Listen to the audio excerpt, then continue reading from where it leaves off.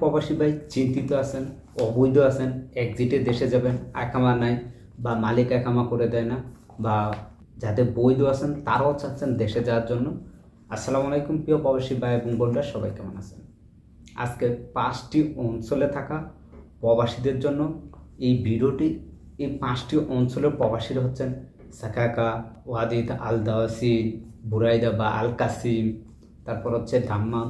এই সমস্ত অঞ্চলের যে সকল প্রবাসীরা আছেন তাদের জন্য খুবই খুবই ইম্পর্ট্যান্ট ভিডিওটি।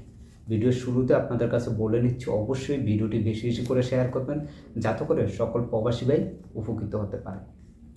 প্রথমে বলে দেব, আমাদের যে সকল প্রবাসীরা আছেন যাদের মামলা আছে বা যারা কনসুলার সেবাগুলো নিতে চাচ্ছেন, বিভিন্ন ধরনের সেবা, ব্যাংক অ্যাকাউন্ট খোলা, পাসপোর্ট নবায়ন, বা অনেকে আগে পাসপোর্ট জমা দিয়েছেন তাদের পাসপোর্ট নেওয়া, বা স্পেশাল এক্সিট বা আউট পাস যেটাই বলেন সেটার জন্য আবেদন করা, এই সকল সুযোগ সুবিধাগুলো কিন্তু আপনারা পেতে যাচ্ছেন। প্রথমে বলে দিয়েছি কারা যারা আছেন তারা, সেই সমস্ত প্রবাসীরা আগামী 2 এবং 3 তারিখ, 2 তারিখ এবং 3 তারিখ শুক্রবার এবং শনিবার আপনাদের অঞ্চলে এই সুবিধা যে দিতে আসতেছে, যেটা এই মুহূর্তে আমরা স্ক্রিনে দেখতে পাচ্ছেন, বাংলাদেশ দূতাবাসের পক্ষ থেকে এই লিফলেটটি প্রচার করা হয়েছে। তো অবশ্যই আপনার আশেপাশে থাকা সকল প্রবাসীদেরকে আপনি জানিয়ে দেবেন।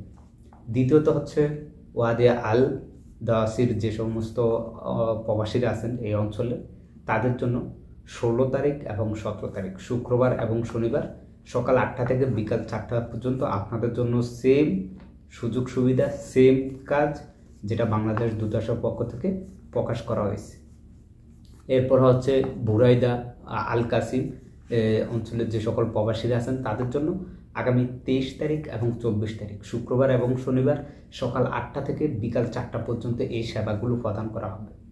সর্বশেষ হচ্ছে দাম্মামে থাকা যে সকল প্রবাসীরা আছেন তাদের জন্য আগামী 30 তারিখ এবং 31 তারিখ শুক্রবার এবং শনিবার, এই 2 দিন আপনাদের জন্য এই সুযোগটি সুবিধা দিবে। এই যে 5টি অঞ্চলের কথা বললাম, এই 5টি অঞ্চলে আপনারা এই সুযোগ সুবিধাগুলো পাবেন। বিশেষ করে যারা আগে পাসপোর্ট জমা দিয়েছেন তাদের পাসপোর্টগুলো পাবেন, এবং যারা নতুন পাসপোর্ট মেয়াদ শেষ হয়ে গেছে পাসপোর্ট রিনিউর জন্য দিবেন তারাও দিতে পারবেন। তবে এখানে বলে নেই, ই পাসপোর্ট যে সকল প্রবাসীরা আছেন তারা বর্তমানে কোনো সুবিধা পাচ্ছেন না, আপনারা একটু অপেক্ষা করবেন, যেহেতু এখন ভোটার আইডি কার্ডের যে কার্যক্রমটি সেটা শুরু হয়েছে। আর ইনশাল্লাহ আমি 2-1 মধ্যে আপনাদেরকে দেখিয়ে দিব কীভাবে আপনারা আপনাদের মোবাইল দিয়ে আপনাদের যে ভোটার আইডি কার্ড বা স্মার্ট কার্ড বা জাতীয় পরিচয়পত্র যেটা বলেন সেটার জন্য আপনার পাসপোর্ট অনুসারে কীভাবে আপনি আবেদন করবেন, কীভাবে কী করতে হয়, সে সমস্ত ডিটেলস।